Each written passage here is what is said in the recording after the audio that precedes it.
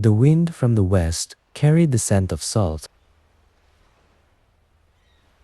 Waves crashed against ancient rocks that had stood long before the islands were ever given names.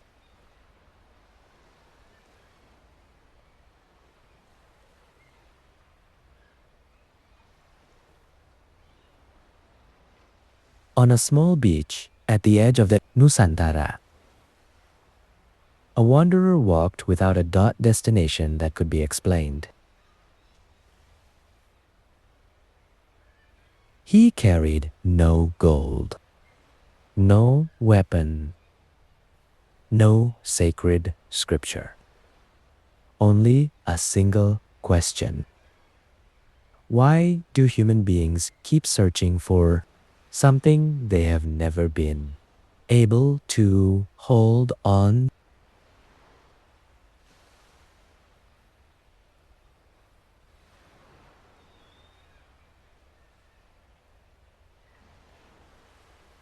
People called him by many names. On one island, he was called a wanderer. On another, he was called a madman.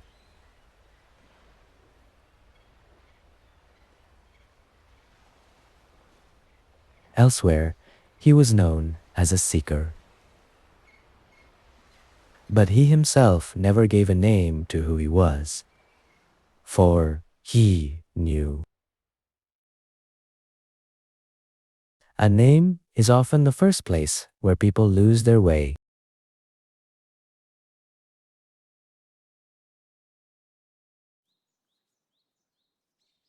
The morning wind swept across the rice fields, now beginning to dry. The blue sky stretched endlessly overhead. Too vast, too clear. For months, the rain clouds had never come. The earth had begun to crack. The narrow irrigation ditches that once carried flowing water now held nothing but hardened mud.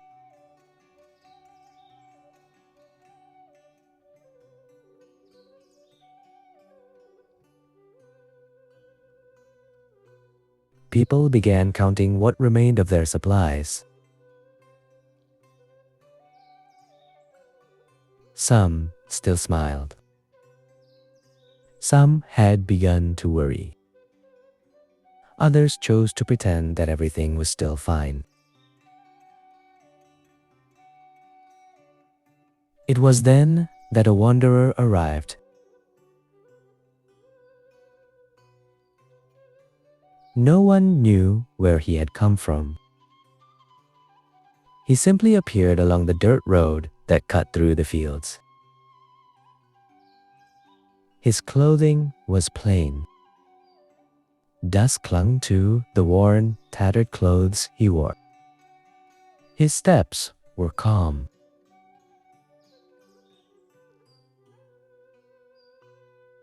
As though there were nothing he was chasing. The children playing by the roadside watched him with curious eyes. "Sir, where are you going?" The wanderer smiled. "I don't know yet." The children laughed. They thought the stranger was joking, but the man was telling the truth. He truly did not know. For long ago, he had stopped walking toward places. He now walked toward understanding. In that village lived an old farmer named Wening.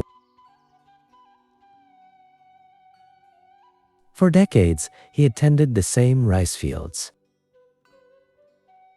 He knew every curve of the land.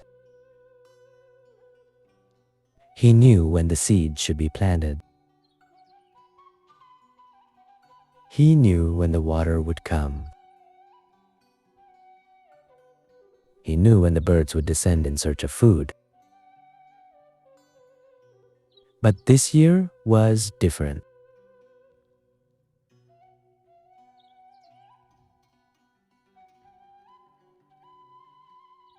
The sky no longer followed its old patterns. The seasons seemed to have forgotten their promise.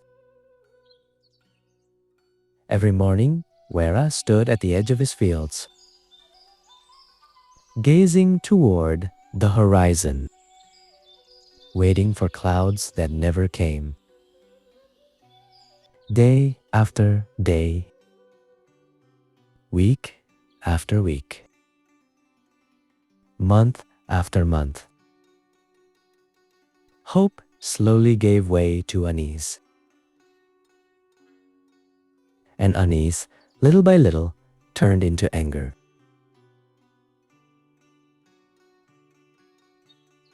One afternoon, the wanderer sat beneath an ancient banyan tree.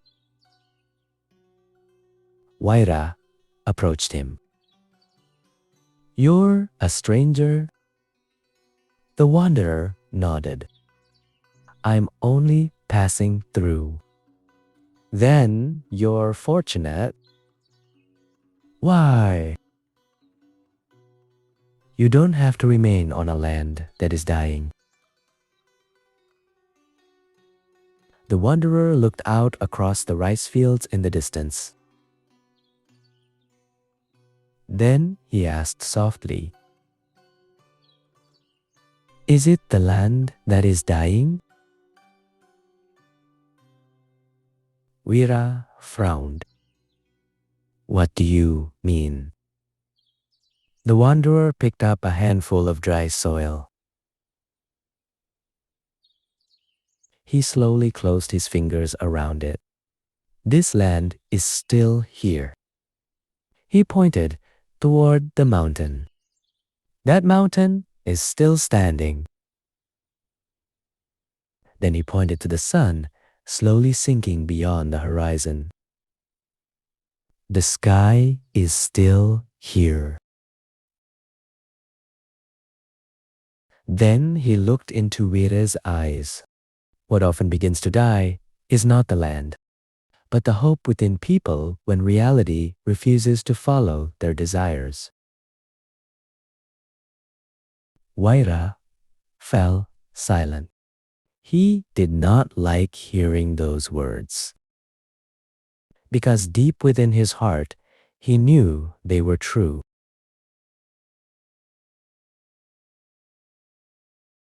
That night, the village gathered for a communal prayer.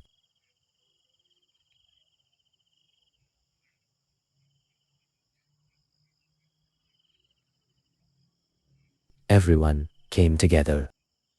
Everyone hoped for rain. Everyone pleaded for the sky to change. But the rain never came. The next day, and the day after that, and the day after that, still there was no rain. The people began to lose hope. Arguments broke out.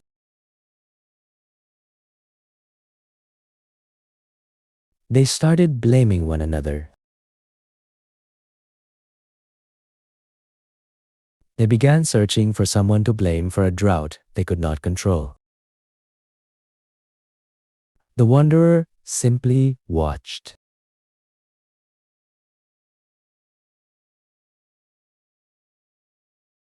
For he had seen the same thing in many places before.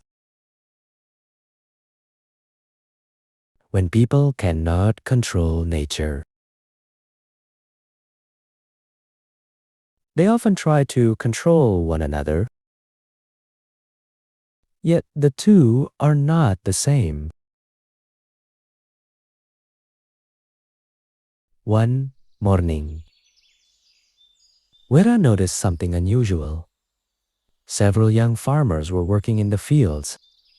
They were not waiting for the rain. They were not complaining. Instead, they were digging a new irrigation channel from a small spring on the hillside.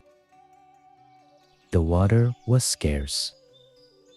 Very little. Almost insignificant.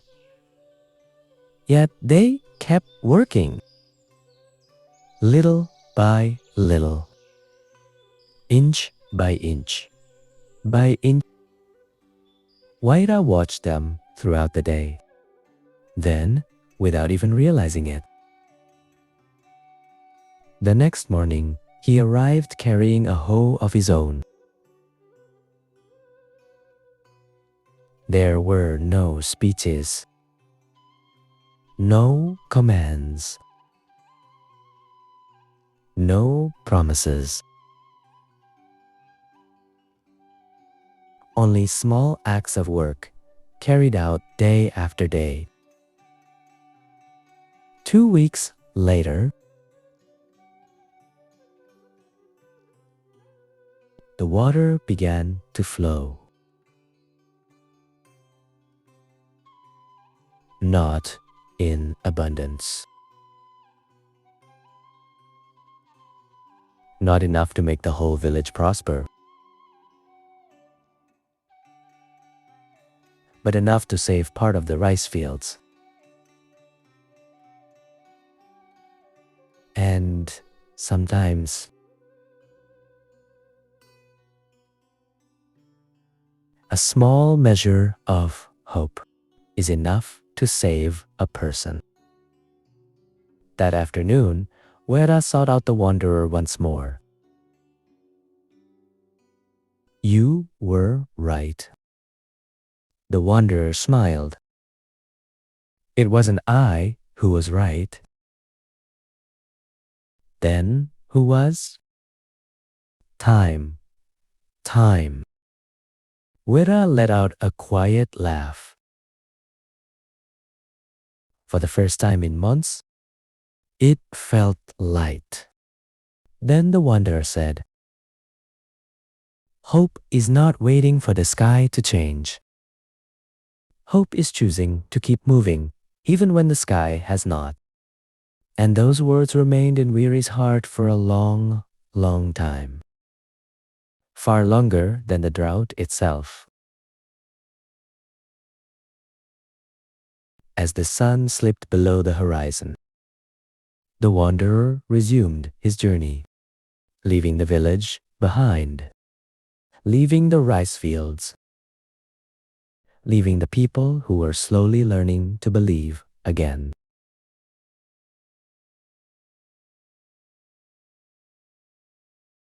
Behind him, the land remained dry, but the hearts of its people were no longer as barren as before, and the journey was still far from over. For, on the next island, he would meet people who had lost something far more dangerous than rain. He would meet people who had lost the ability to feel that they had enough.